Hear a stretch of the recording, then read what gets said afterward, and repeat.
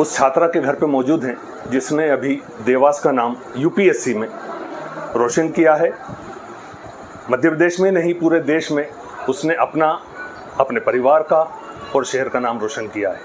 हमारे सामने आयशा फातिमा शेख बैठी हैं, उनके पास में उनके वालिद नज़ीर शेख बैठे हैं जो टीचर भी हैं और कहीं ना कहीं उनका इसमें बहुत बड़ा योगदान है। आयशा, सबसे पहले आपको बहुत बहुत मुबारकबाद कि आपने देवास का नाम रोशन किया, अपने शहर का नाम रोशन किया और अपने ख़ानदान का नाम रोशन किया।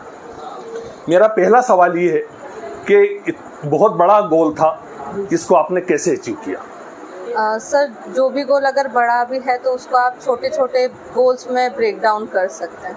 जैसे प्रीलिम्स, मेंस और इंटरव्यू यूपीएससी का रहता है, तो पहले तो उसमें ब्रेक डाउन हो गया। फिर मेंस में आपके 9 पेपर्स रहते हैं तो उसमें ब्रेक डाउन हो गया। उसमें जो भी अगर बिग गोल है तो उसको स्मॉलर गोल्स में करके अचीव किया जा सकता है। सर, एफर्ट्स मेनली कंसिस्टेंसी में लगे हैं कि रोज़ 10 to 12 आवर्स बैठना ही है, और जब अगर कभी ज़रा सी भी अगर प्लान जो किया था अगर वो अचीव नहीं हुआ है तो 16 आवर्स तक भी बैठना है, जो भी करना है। तो मतलब आपको गोल तो पूरा अचीव करना ही है, तो मेनली कंसिस्टेंसी में एफर्ट्स लगे हैं सर।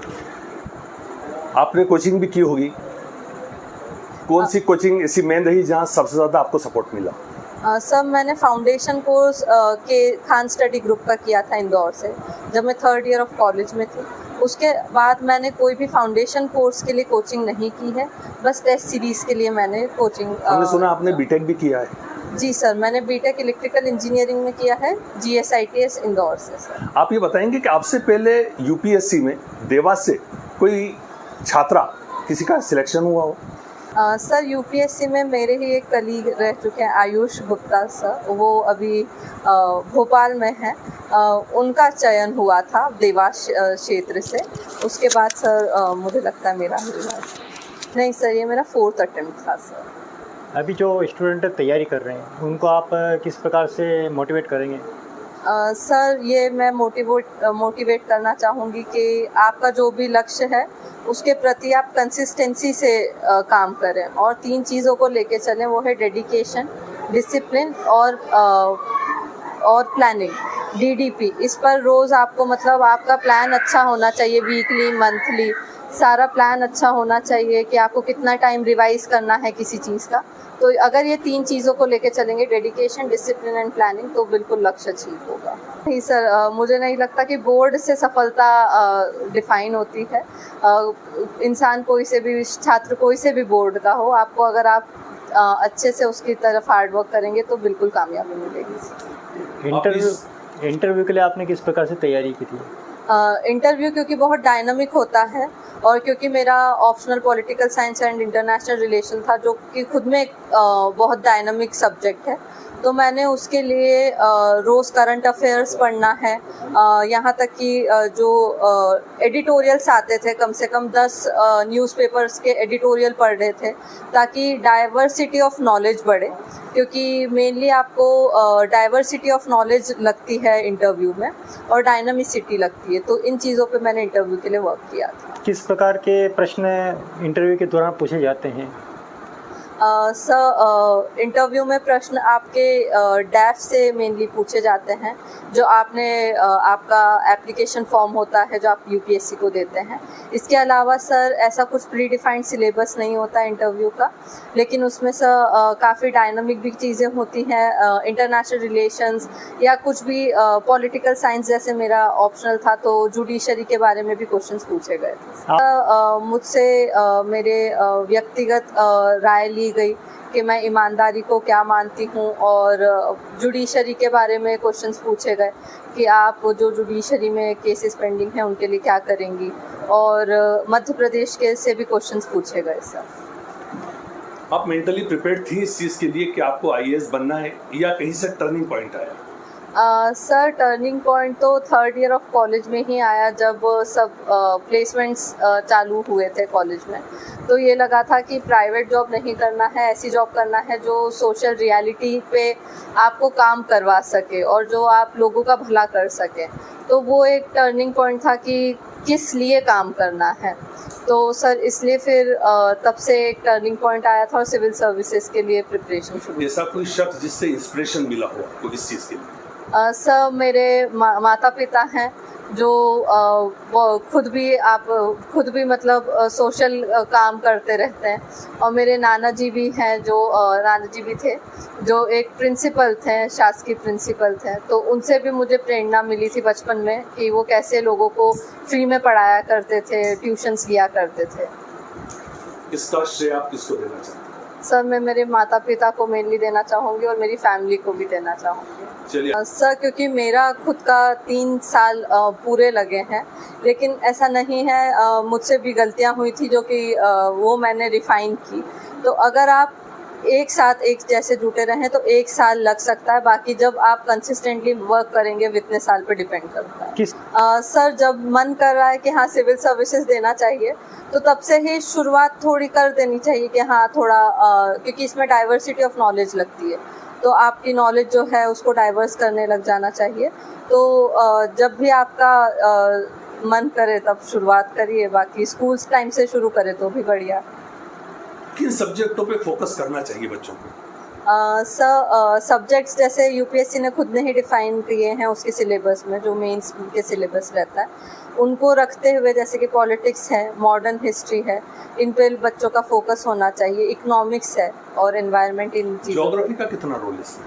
ज्योग्राफी का भी बहुत रोल होता है, प्रीलिम्स मेंस सब चीज़ों में, क्योंकि हमें हमारे ज्योग्राफी इंडिया की, वर्ल्ड की पता होनी चाहिए। जैसे क्लाइमेट चेंज आ रहा है तो उसके लिए आप एक एडमिनिस्ट्रेटिव सर्विस या एक सिविल सर्विसेज में होकर आप उसको कैसे, आपके पद से आप उसके लिए कार्य कर सकते हैं। तो ज्योग्राफी भी सर बहुत इम्पोर्टेंट है। ऐसी कोई चीज़ जिसने सबसे ज़्यादा परेशान किया हो? सर परेशान एज सच कोई सा सब्जेक्ट ने तो नहीं किया था, लेकिन मैं देखूंगी। चलिए आयशा, बहुत बहुत शुक्रिया। Thank you, आपके sir. आने वाले भविष्य के लिए हमारी ओर से बहुत बहुत जी, मुबारकबाद। हमसे बात करने के लिए आपका धन्यवाद।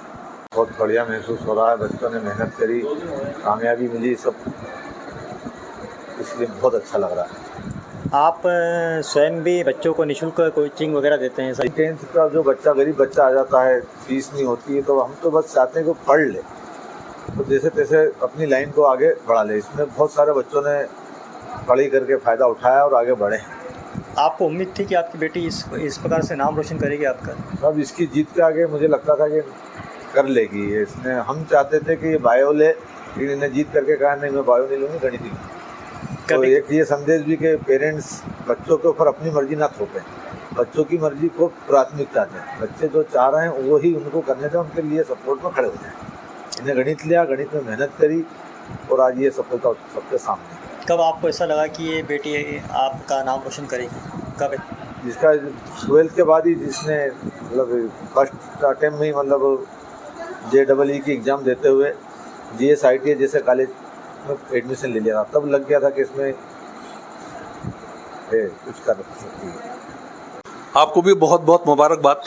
आपकी बेटी ने आपका, आपके ख़ानदान का नाम पूरे देश में रोशन किया है और अब वो देश सेवा की ओर बढ़ रही है। जी बिल्कुल। क्या उम्मीद है आपकी बेटी से आपको? बस यही है, देश की सेवा करें। और देश ने आपको चुना है और 10 लाख में आपको चुना है, तो फिर आप ऐसा मतलब कुछ करें, मतलब देश का नाम रोशन हो। मतलब मुझे सिम्टम्स तो शुरू से ही लग रहे थे उसके, तो जब मतलब ये 2nd या 1st में थी तो मतलब मैंने ऐसे ही पूछा था कि आपको टेबल आती है क्या? तो मतलब मम्मी मैंने टेबल याद नहीं किए, ये देखो आप, मैंने टेबल ऐसे बना दी उसने कि ये टेबल, कौन सी आपको टेबल चाहिए?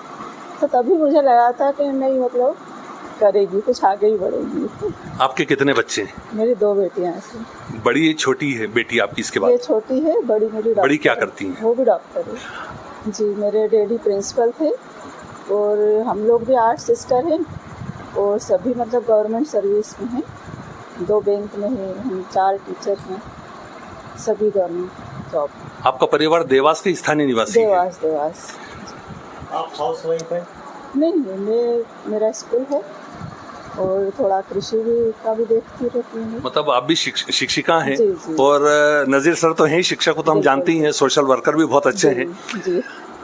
ऐसी कोई चीज़ यादगार इनके बचपन की जो आप हमसे शेयर करना चाहती हूँ? ऐसी तो बहुत सारी बातें हैं।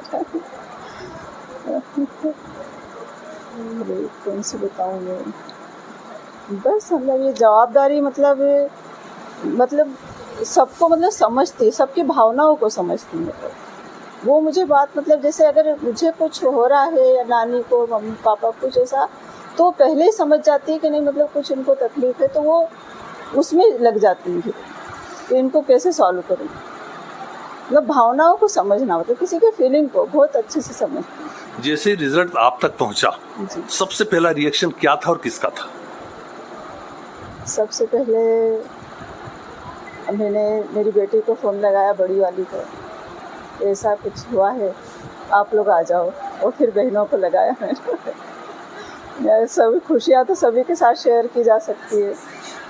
सभी ने, मुझे बहुत खुशी हुई। और मतलब सभी मतलब जो भी मतलब पहचान के जो भी रिश्तेदार थे या मिलने वाले थे, सभी मतलब ये बहुत अच्छा लगा कि बस उसका हो जाए। सबने दुआएं, दिल से दुआएं कर रहे थे, तो बहुत अच्छा लगा सबका। मतलब आप ये मानती हैं कि इनकी जो मेहनत है, पढ़ाई, उसके साथ में दुआओं का भी असर है? दुआओं का भी असर है बेशक। चलिए, बहुत बहुत शुक्रिया हमसे बात करने के लिए।